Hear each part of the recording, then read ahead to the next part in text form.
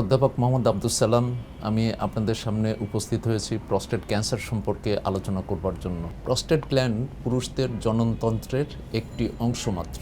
মূত্রনালীটা প্রস্টেটের ভেতর দিয়ে এটা থাকে এবং এখানেই এই টিউমারগুলো ডেভেলপ করে এবং প্রস্টেট ক্যান্সারও এখানেই ডেভেলপ করে।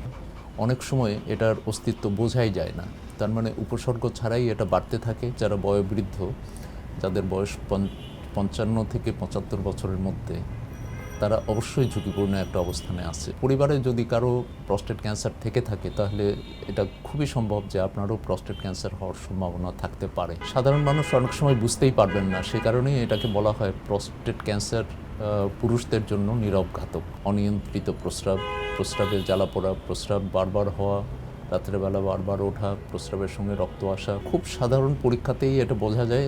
আমি বলছিলাম বারবার যে রক্তের একটা সাধারণ পরীক্ষা, পিএসএ নামে একটা পরীক্ষা করলেই বোঝা যায়। এতে আমরা স্টেজিংয়ে আমরা বুঝতে পারি যে কত দূর পর্যন্ত এটা বিস্তৃতি হয়েছে এবং তার উপর নির্ভর করে আমরা চিকিৎসা পরিকল্পনাটা তৈরি করি।